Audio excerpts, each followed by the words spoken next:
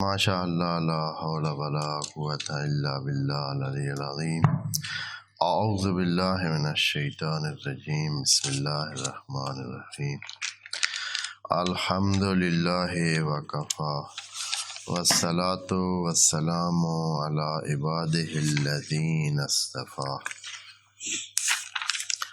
اما بعد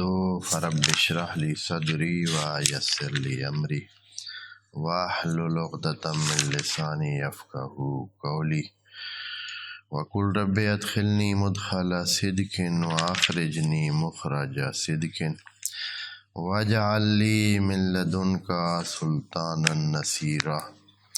بسم اللہ وباللہ وتوکلت علی اللہ۔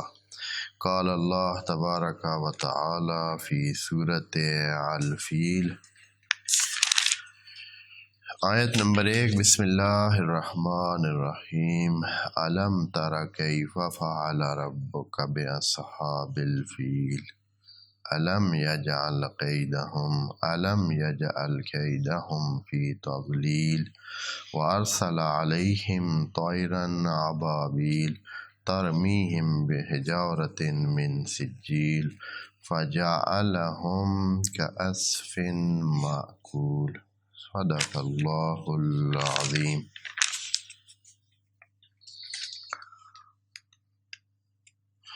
سورہ الفیل مکی صورت ہے۔ یہ تو واضح ہے کہ اس میں ایک واقعہ جو مکہ میں ہوا اور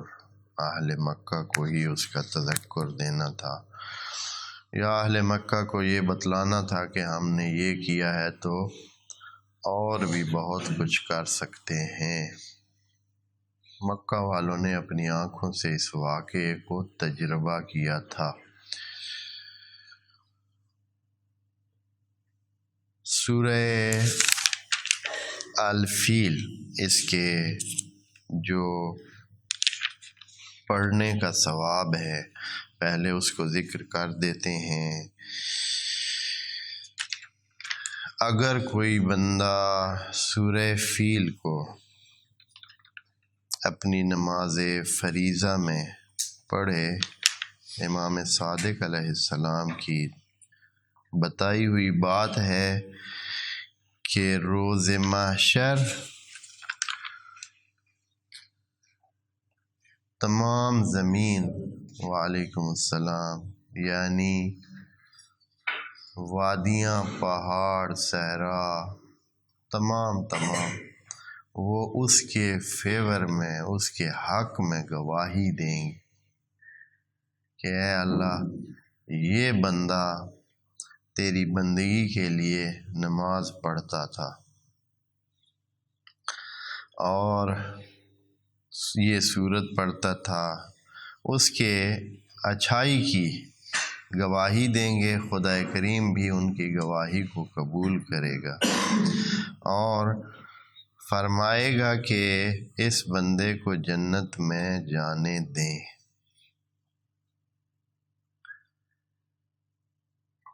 اور ساتھ یہ بھی خدا کریم کہے گا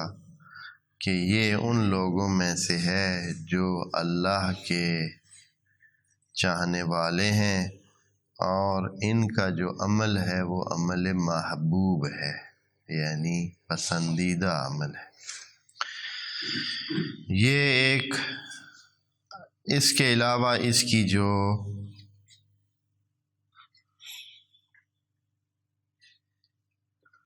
اچھائی اور جو دنیا میں فوری طور پر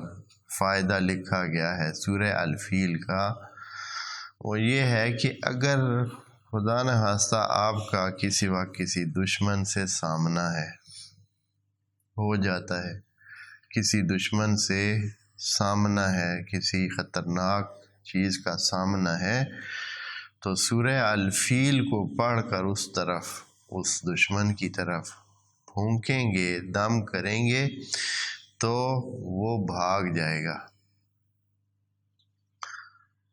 آپ مسلسل اس اعتقاد کے ساتھ کہ خدا کریم نے اس صورت میں جو ذکر کیا ہے وہ یقیناً اسی طرح ابرہے کو شکست کا ایک سلسلہ تھا اور خدا کی فوج چڑیوں کے ذریعے یا ان ابابیل کے ذریعے یہ ہوا تھا، تو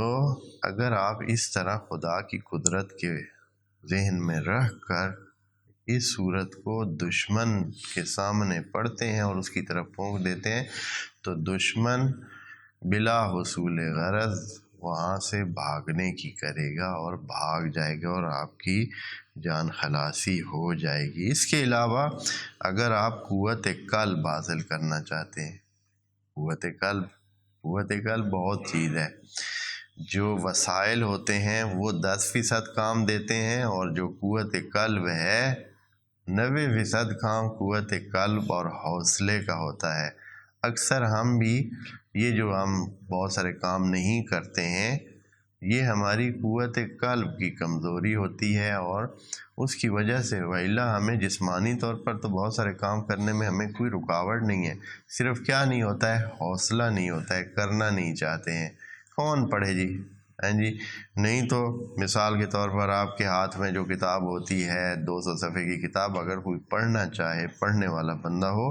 تو ایک دفعہ مطالعہ اس کا کرنے کے لیے اس کو 5-6 گھنٹے سے زیادہ نہیں چاہیے۔ 200 صفحے کی کتاب تقریباً اتنے ٹائم میں انسان پڑھ لیتے، لیکن آپ دیکھیں گے عنوان بس اچھا کون پڑھے، رکھیں اس کو، وعلیکم السلام۔ اسی طرح اور جتنے کام ہیں، مثلا وہ کہتے ہیں میں نہیں کرتا ہوں وہ کرے، ہم نے نہیں کام کرنا۔ مسئلہ کیا ہوتا ہے؟ وہی شکست قلب، یعنی دل جو ہے یا ارادہ، قوت ارادی نہیں ہے، یا جس کو کہتے ہیں کہ ول پاور نہیں ہے ان میں۔ ول پاور بہت قیمتی چیز ہے، اس کے ساتھ لڑا دے ممولے کو شہباز سے، وہ یہ جو ممولا ہوتا ہے وہ شہباز کے سامنے اگر کھڑا ہو جاتا ہے کبھی تو وہ اپنی ول پاور کی وجہ سے ہے۔ کبھی کبھی آپ نے دیکھا ایک مرغا بیل کے سامنے کھڑا ہو جاتا ہے،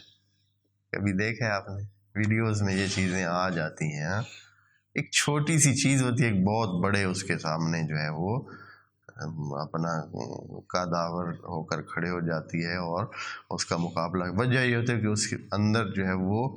ایک ارادی قوت ہوتی ہے اور وہ لڑ جاتی ہے اس کے ساتھ۔ تو یہ جو قوت دل یا قوت قلب حاصل کرنے کی اگر آپ کو ضرورت ہے اور چاہتے ہیں تو آپ سورہ الفیل کو بار بار پڑھیں، انشاءاللہ بإذن اللہ قوت قلب آپ کی بڑھے گی۔ اور قوت قلب بہت قیمتی چیز ہے۔ بعض اوقات جیسے حضرت داؤد کا قصہ اسی قرآن میں درج ہے کہ جب جالوت کی فوج کو مومنوں نے دیکھا، قرآن کے مطابق تیسرے سپارے کے آخر میں تقریباً یہ تیسرے نہیں سورہ بقرہ کے آخر میں یہ قصہ درج ہے کہ کوئی جب دیکھا انہوں نے فوج جالوت کو تو مومنوں کی جو فوج پیچھے سے چل کے آئی تھی اور اب بالکل خالص مومن رہ گئے تھے، کیونکہ سارے جو نکمے نکٹو تھے وہ سارے راستے میں ادھر ادھر ہوتے گئے، آخر میں بالکل ایک چھوٹا سا گروپ رہ گیا مومنین کا۔ جب انہوں نے دیکھا کہ بھائی یہ تو جالوت ہے، اس کے پاس تو گھوڑے کیا، ہاتھی کیا، پتہ نہیں کیا تیاری ہے اس کی، تو وہ گھبرا گئے۔ اتنے میں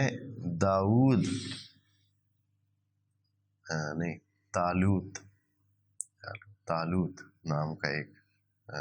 لڑکا تھا، نہیں طالوت تو ان کا سربراہ تھا، داؤد ہی تھا، حضرت داؤد تھے شاید، انہی کا نام ہے۔ تو اس نے اپنی اور تو نہیں، اس کے پاس دل میں پاور تھی، قوت ارادی تھی، اس کے پاس اور کچھ تھا بھی نہیں، صرف ایک غلیل تھی۔ جنگ کے لیے گئے ہوئے تھے، ہیں جی، جیسے کہ وہ نکلتے ہیں جنگ کے لیے نکلے ہوئے ہیں جالوت کے ساتھ، بادشاہ ہے، ساری فوجیں ہیں، ایک گروپ ہے جنہوں نے اس کا مقابلہ کرنا ہے، جس کے پاس جو چیز تھی وہ اٹھا کے چل پڑا۔ یہ بھی لڑکا سا تھا، اپنی غلیل اٹھا کے چلیں بھئی ہم بھی چلتے ہیں، ساتھ چلے گئے، سارے وہ راستے کے رکاوٹیں دور کرتے ہوئے پہنچ گئے۔ وہاں جب مومنین دیکھا اتنا تو انہوں نے یہ کہا، قرآن کے الفاظ کے مطابق انہوں نے کہا کہ ہم تو جالوت کے ساتھ کیسے لڑ سکتے ہیں، یہ اتنی فوج، اتنے سلسلے۔ اس نے جو ہے کیا کیا، کیونکہ فوجیں سامنے ایک دوسرے کی کھڑی ہوتی تھیں، تو اس نے اپنی غلیل میں ایک رکھا، وہ جو بنے ہوئے ہوتے ہیں خاص قسم کے پتھر سا، یا وہ جو اس کا نام بھی ہوتا ہے بعض زبانوں میں، ایک گولا سا چھوٹا، تو وہ اس میں رکھا اور اس نے کھینچ کے مارا، سیدھا اس کے ماتھے میں لگا، جالوت کے بادشاہ کے ماتھے میں جا لگا، اور وہ ڈھیر ہو گیا، سخت لگا، اور وہ وہاں ہی قضا اوپر سے طے ہوئی تھی،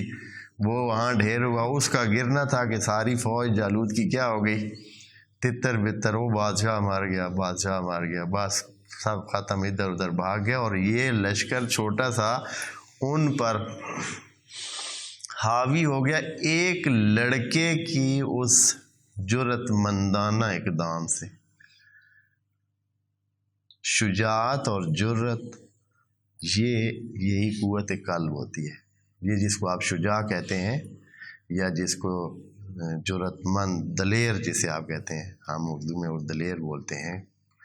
شجاع ہوتا ہے۔ تو یہ جو ہے کس سے ہوتی ہے، کوئی ظاہری اس کی جسامت سے نہیں ہوتی، دلیری انسان کے اندر ہوتی ہے، قوت قلب سے ہوتی ہے۔ قوت قلب حاصل کرنی ہو تو سورہ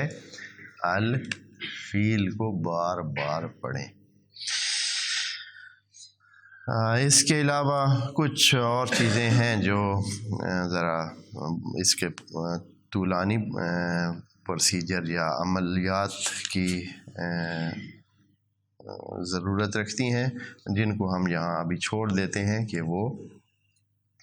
جن کو شوق ہو اس سلسلے میں وہ ان کو پڑھیں، اور ان کے، کیونکہ صرف سورہ فیل کا پڑھنا اس میں نہیں ہے، اس میں کئی اور ساتھ ملا کر دوسرے اعمال بھی شامل ہیں، تو وہ ایک لمبا پروسیجر بن جاتا ہے جس کو ہم چھوڑ دیتے ہیں۔ اب آتے ہیں اس کے معنی کی طرف۔ سورہ الفیل، پیغمبر کو یہ سورہ نازل ہوئی جب اس واقعے سے، یہ جو واقعہ ہوا ہے جس واقعے کا اس سورت میں ذکر ہے، اس واقعے سے لگ بھگ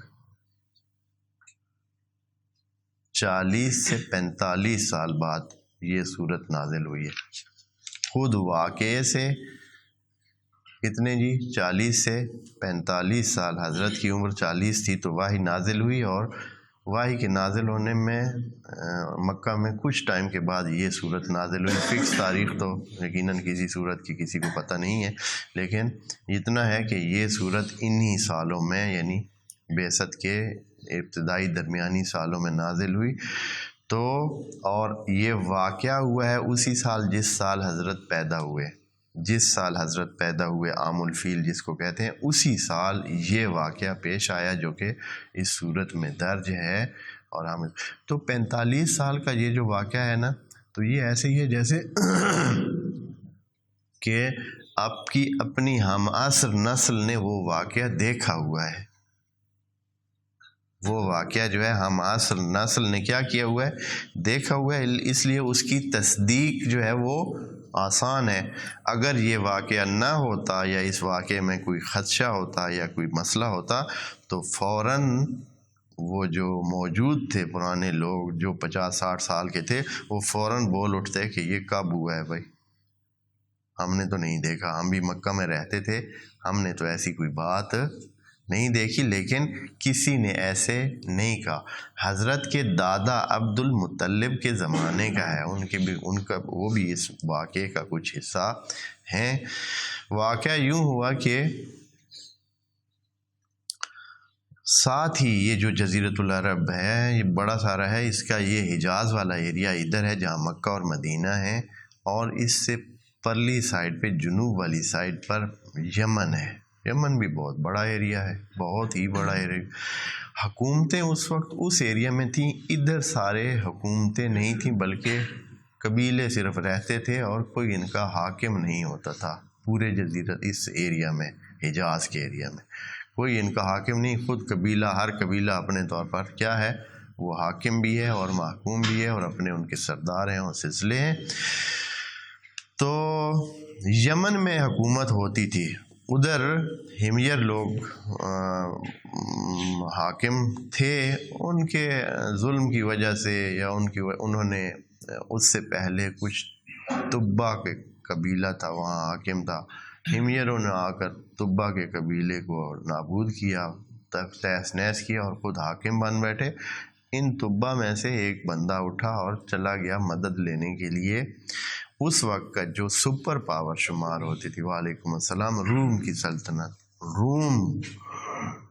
جو آپ قرآن میں بھی روم کا ذکر ہے کہ حکومت روم اور حکومت ایران دو ہی حکومتوں کا ذکر ہے، یعنی اشارتاً، یا روم کا تو باقاعدہ ذکر ہے نام لے کر۔ تو بادشاہ روم کے پاس وہ چلا گیا، ان کا جن کو ہٹایا تھا انہوں نے کہ ہماری مدد کریں، ہم پر بہت ظلم کیا گیا ہے۔ تو جن کو ہٹایا تھا وہ عیسائی تھے، تو روم والے بھی عیسائی سلطنت کے ہی خلف تھے اور انہی کی اس پہ چل رہے تھے۔ تو انہوں نے خود تو وہ نہ آئے، لیکن جو قریب تر جگہ بنتی تھی حبشہ کے بادشاہ کو لکھا کہ کوئی انتظام کریں، یمن میں جو کچھ ہوا ہے اس کو سیٹ کریں اور وہاں فوج لے جائیں اور یہ جو ابھی حاکم بنے ہوئے ہیں وہاں کے ان کو سبق سکھائیں، جنہوں نے عیسائی حاکم کو ظاہراً جو پہلے ان کے حامی تھے اس کو ہٹا دیا ہے، تو آپ جائیں۔ حبشہ کے بادشاہ نے، جس کو نجاشی کا نام اسی وقت سے دیتے تھے، یہ جو آپ سنتے ہیں نا، جیسے فرعون کا نام ہے، جیسے نجاشی ہے، جیسے کیسر ہے، جیسے کسرا ہے، یہ بادشاہوں کے نام نہیں ہوتے تھے، یہ ہوتے تھے ان کے عنوان، یعنی جو بھی وہاں کا بادشاہ ہوتا تھا۔ جیسے ابھی انگریزی میں کنگ کہتے ہیں، ہم بادشاہ کہتے ہیں، بادشاہ کا مطلب ہے بادشاہ اب کوئی بھی اور ہو سکتا ہے، یہ عنوان تھا ان کا۔ جیسے فرعون یہ عنوان ہے، نام اس کا اور ہوتا تھا، کسرا اور ہوتا تھا، نام اس کا اور تھا۔ اسی طرح تو نجاشی کہتے تھے جو بھی اس ایریا کا، افریقہ کے اس ایریا میں جو بھی بادشاہ ہوتا تھا، یہ مصر اور کچھ دوسرے علاقوں کو ادھر کر کے یہ شامل تھا، مصر افریقہ کا۔ تو انہوں نے اپنی فوج کا ایک دستہ بھیجا یمن، جن کے سربراہ ابرہہ تھا، یا ابرہہ کے ساتھ ایک اور بھی تھا کوئی، ٹھیک ہے جی۔ وہاں انہوں نے جا کر وہ جو ابھی حاکم بنے تھے ان کو شکست دی اور خود حاکم بن گئے۔ کیونکہ تاریخ کا لمبا ایک سلسلہ ہے، میں صرف ڈائریکٹ ابرہہ تک چلا جاتا ہوں کہ ابرہہ وہاں کا بن گیا کیا بادشاہ، اور عیسائی تھا۔ اب اس کو بادشاہت میں جب آ گیا، اس نے اپنے پیچھے بھی راضی کر لیا کہ میں ہی ادھر کا بادشاہ ہوں، اور روم کی سلطنت نے بھی قبول کر لیا کہ ٹھیک ہے جی، ابرہہ ہی ادھر سلطنت کرے گا، ادھر بادشاہ رہے گا یمن میں۔ تو اب اس کو شوق ہوا کہ اس کو پتہ چلا کہ کعبہ ایک جگہ ہے جہاں عرب لوگ، اس وقت مسلمان تو ابھی نہیں موجود ہوئے تھے، اسلام نہیں آیا تھا، تو عرب لوگ ایک کعبہ نام کی معبد ہے، ایک جگہ ہے، اس کو جا کر طواف کرتے ہیں اور ادھر عبادت گزاری کرتے ہیں، اور عیسائی نہیں ہیں۔ تو اس نے چاہا کہ ان تمام کو عیسائیت کی طرف پھیرے اور عیسائیت کا ان کو وہ کرائے، عیسائیت کا پیروکار بنائے۔ تو اس نے کیا کیا، اپنے ہاں ایک بہت بڑا سارا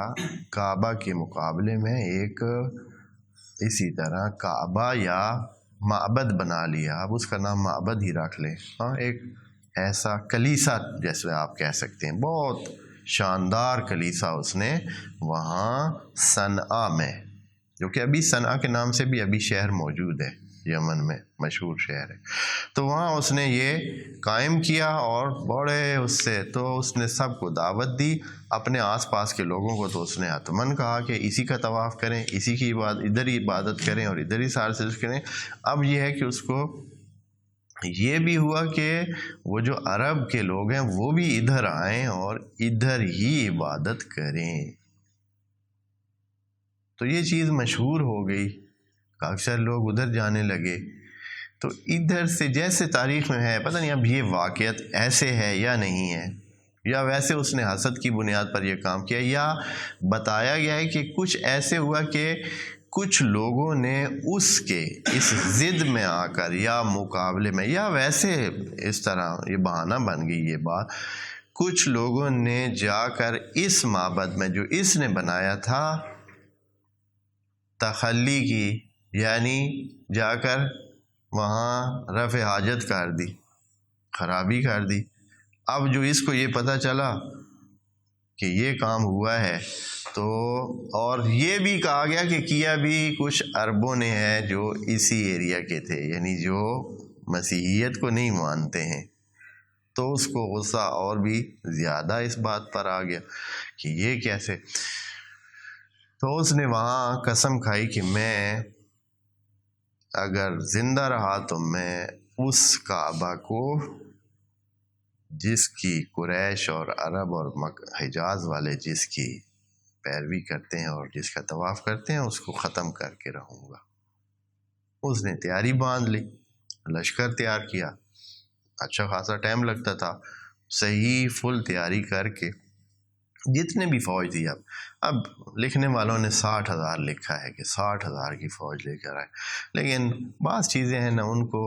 اگر صحیح تجزیہ کر جائے تو اتنا آسان نہیں ہے کہ بھائی اتنی بڑی فوج لے کر 60,000 ایسے کہنے میں لکھنے میں تو آسان ہے، لیکن اب وہ یمن سے اتنی فوج اس چھوٹے سے، کیونکہ آگے کوئی حکومت تو ہے نہیں لڑنا، یا اگر کوئی مسئلہ ہے بھی صحیح تو چھوٹے چھوٹے قبائل ہیں جو بہت ہوا تو 1,000 نفوس پر، کوئی 1,500 نفوس پر، کوئی کتنے پر،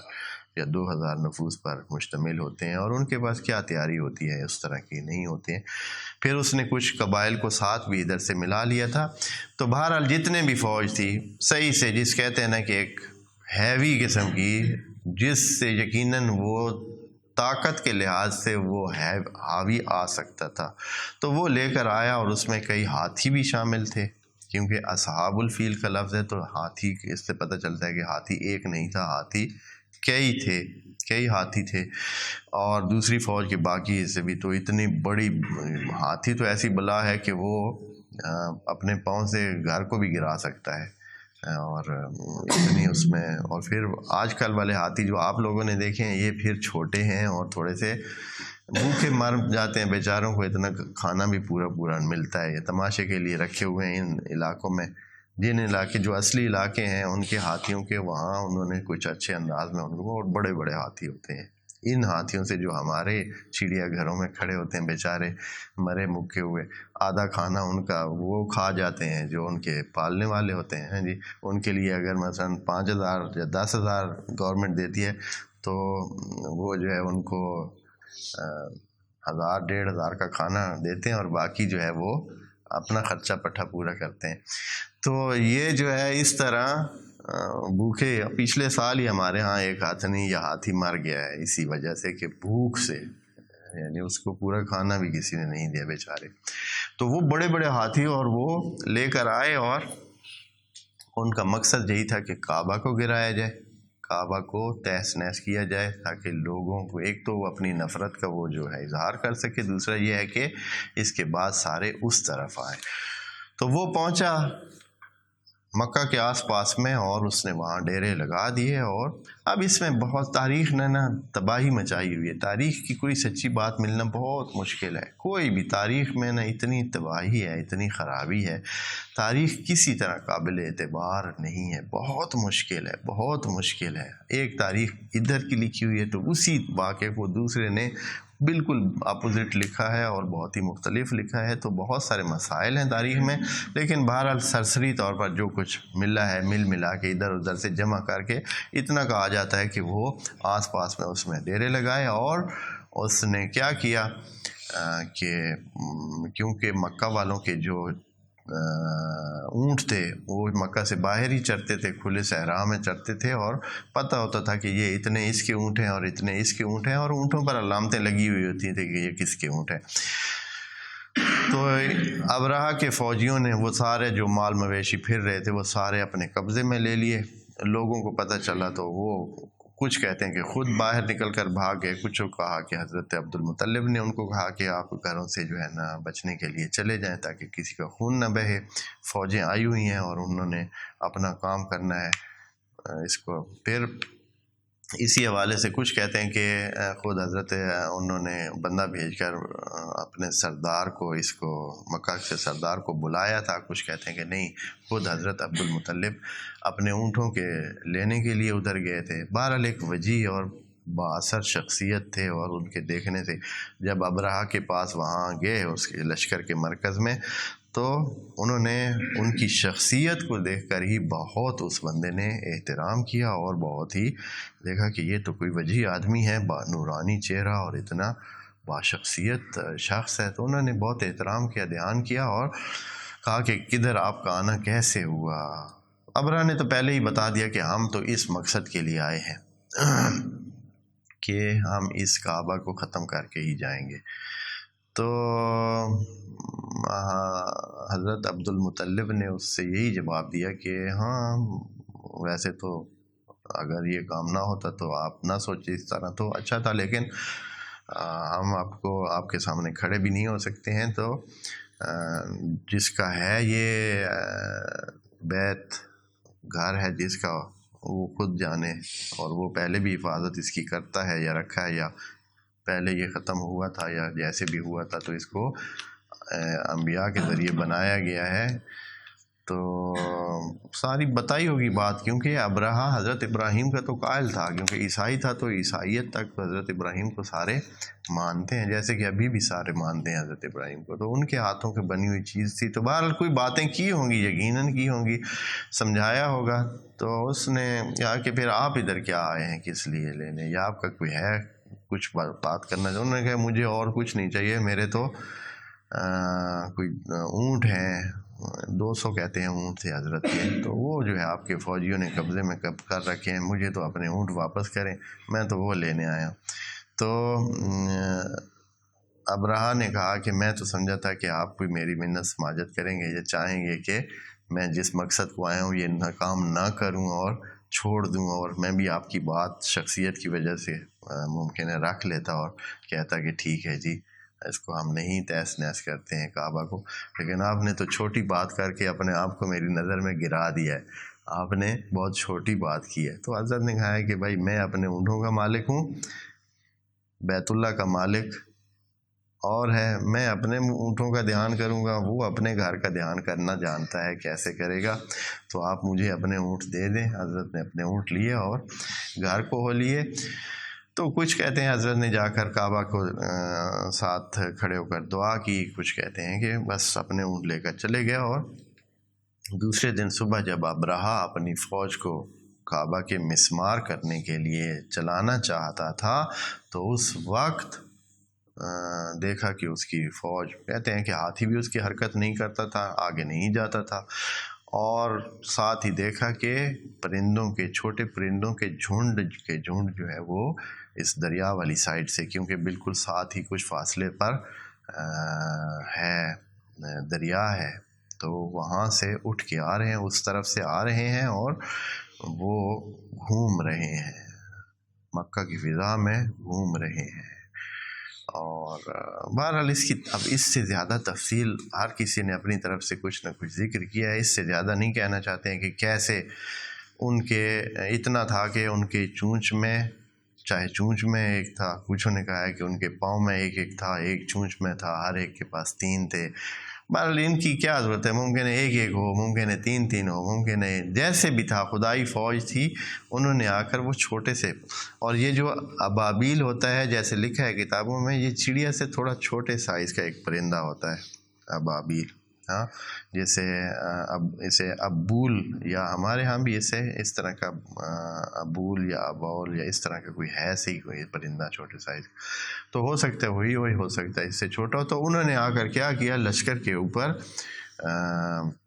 ایک پتھر پھینکتے تھے، جس کو بھی وہ لگ جاتا تھا تو وہ بندہ بالکل ایسے ہو جاتا تھا جیسے کہ کوئی بہت ہی تیز قسم کا کیمیکل اس پہ ڈال دیا گیا ہے، اور اس سے وہ کیا ہو جاتا ہے، جیسے تیزاب ڈال کر کسی کو بالکل ایسے نہیں کیا جا سکتا، بالکل وہ ایسے بھوسا بن جاتا ہے۔ کبھی یہ تیزاب میں اگر کسی کو، جیسے کہ کسی بھی چیز کو تیزاب میں ڈالیں تو اسے وہ بالکل ایسے معقول جیسا اور خالی کر دیتا ہے، تو اسی انداز میں انسانوں پر وہ پتھر گرتا تھا، یا حتیٰ ان ہاتھیوں پہ بھی گرتا تھا، یا گھوڑوں پہ، یا جو بھی چیزیں ان کے ساتھ تھی، تو ان کو بالکل ایسے بھوسے جیسا یا کھائے ہوئے گھاس. قرآن کی جو تعبیر ہے وہ یہ ہے کہ کعصف معقول، ایسے جیسے بھوسا جو کھایا جا چکا ہے. اب جو کھایا جا چکا ہے بھوسا، اس کو وہ کیا ہو سکتا ہے؟ کچھ نے کہا کہ یہی جب بالکل منہ میں اس کو آپ پھیر لیں اور منہ میں ممزوق ہو جائے اور اس کو آپ چبا لیں، تو چبانے کے بعد اس کی کیا کیفیت ہو سکتی ہے وہ. یا کچھ نے کہا ہے کہ معقول سے مراد ہے کہ جیسے کھائی ہوئی چیز جب پخانے کی صورت میں نکل آتی ہے تو کیا ہوتی ہے، وہ اس صورت میں بن گئی. یعنی ایک فضول اور ایک بیکار چیز، اور ایک ایسی چیز جو کسی کھاتے میں شمار نہیں ہوتی بلکہ ایک زائد چیز شمار ہوتی ہے.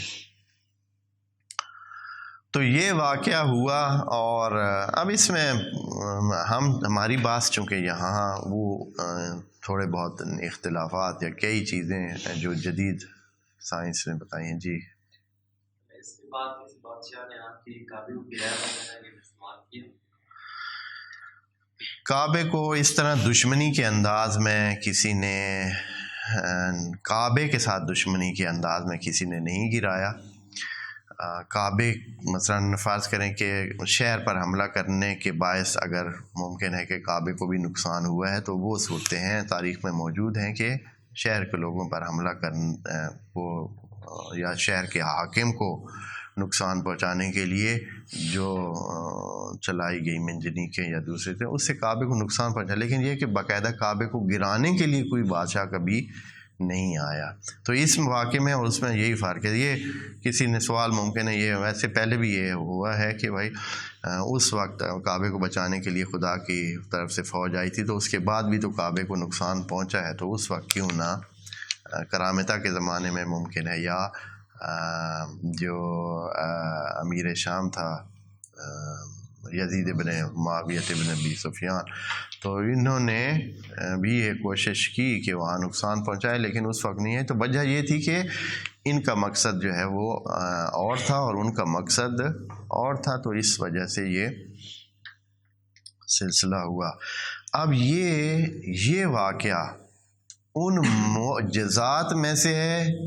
کہ جو قرآن کی حقانیت اور نبی کی حقانیت کو بھی ساتھ مدد کرتا ہے، کہ ایسا واقعہ جو 40 سال 50 سال پہلے پیش آیا اور واقعاً معجزہ تھا،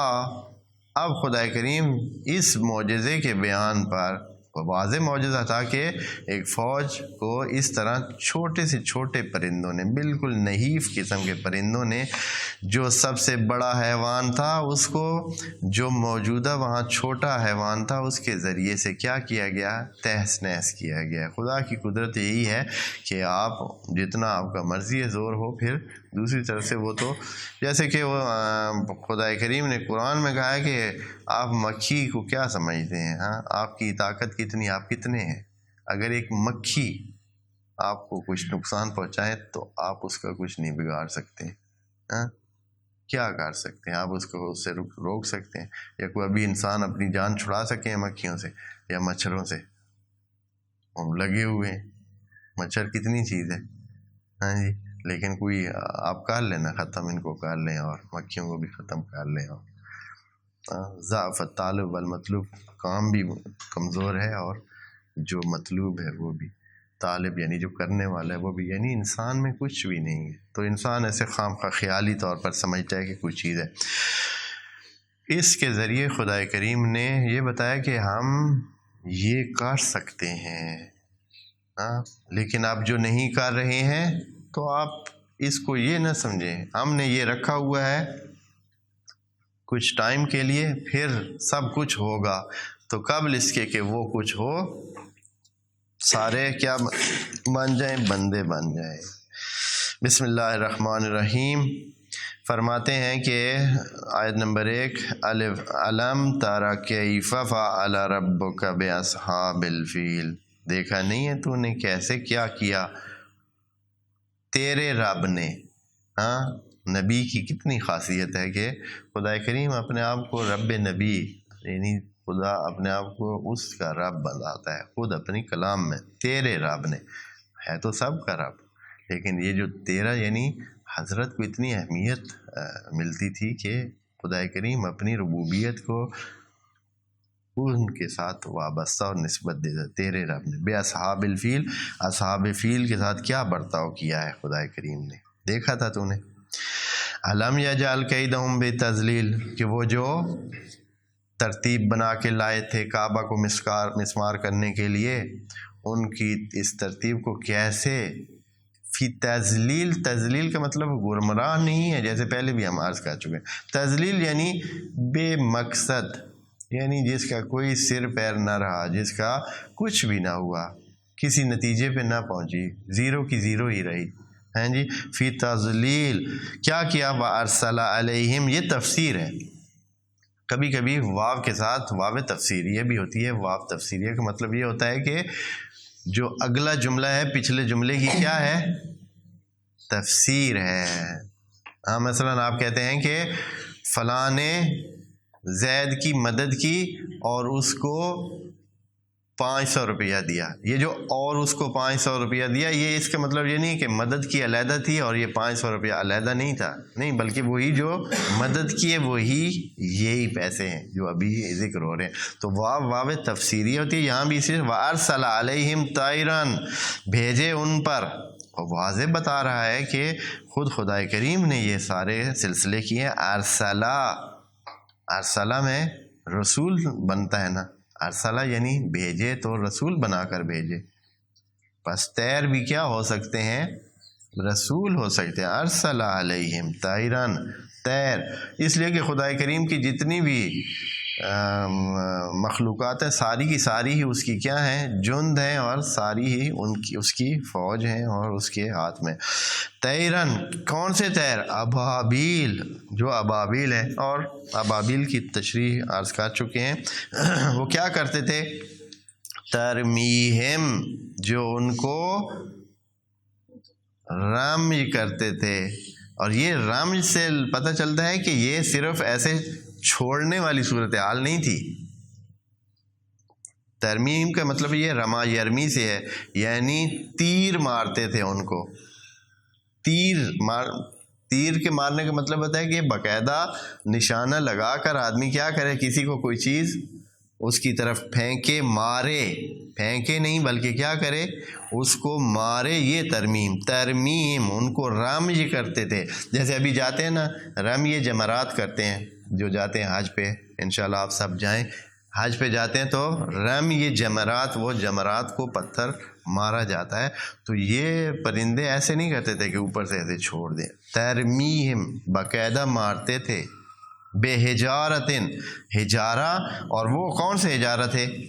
حجارہ ایسے تھے جو سجیل سے آئے تھے، من سجیل۔ یہ سجیل کا لفظ ایک اور جگہ بھی قرآن میں جہنم کے ناموں میں سے ایک نام کیا ہے، سجیل۔ وہ آیت ابھی میرے اس میں ذہن میں نہیں ہے، نہیں تو میں پڑھ دیتا آپ کو، کہ سجیل جہنم کے ناموں میں سے ایک نام ہے۔ کتابہم فی سجیل، اس طرح کا لفظ ہے کہ ان کی جو ہے نا لکھا ہوا کھاتا کدھر ہے، سجیل میں، وہ جو ہم پڑھ چکے ہیں۔ تو یہ پتھر عام پتھر نہیں تھے، بس کدھر سے آئے ہوئے تھے، سجیل سے آئے ہوئے تھے، من سجیل۔ ویسے ادھر تو سخت سنگریزے کا انہوں نے ترجمہ کیا ہے، سخت سنگریزے، لیکن یہ کوئی صحیح وہ بات، سجیل، کیونکہ قرآن نے خود لکھ دیا ہے سجیل، تو پھر سجیل سے ہی ہوں گے۔ فجعلہم، پھر نتیجہ کیا نکلتا، جب ان کو وہ ایک پتھر مارتے، فجعلہم کعصف معقول، تو پھر ان کو بنا دیتے، وہ کیا کر دیتے، بنا دیتے، چبایا ہوا، کھایا ہوا بھوسا۔ اب بھوسا ہو اور پھر اس کو بھی کوئی حیوان کھا لے، گھاس ہو، تنکے ہوں، اور اس کو بھی حیوان چبا لے، کھا لے، تو اس کی کیا کیفیت ہوگی، ہیں جی۔ تو یہ کہہ رہے ہیں کہ اسی کیفیت میں ان کو بنا دیا اور وہ اس کیفیت میں آ گئے۔ انشاءاللہ اس کے بعد اگلی صورت عرض کریں گے۔ ایک اور بات آخر میں بتاتا جاؤں، وہ یہ ہے کہ اس صورت کو اگلی جو صورت ایلاف قریش، ہاں، اس کے ساتھ کہا گیا ہے، علوم قرآن میں کہا گیا ہے کہ یہ دونوں ایک صورت ہیں، دو نہیں ہیں، ایک صورت شمار ہوتی ہیں، اور نماز میں اگر کسی نے پوری صورت پڑھنی ہو تو پھر ان دونوں کو ملا کر پڑھے گا، ایک صورت پڑھے گا تو اس کی ایک پوری صورت نماز میں نہیں بنے گی، آدھی صورت بنے گی۔ تو یہ فقہی مسئلہ ہے، اس کو بھی انشاءاللہ نظر میں رکھیں۔ والسلام علیکم ورحمۃ اللہ وبرکاتہ۔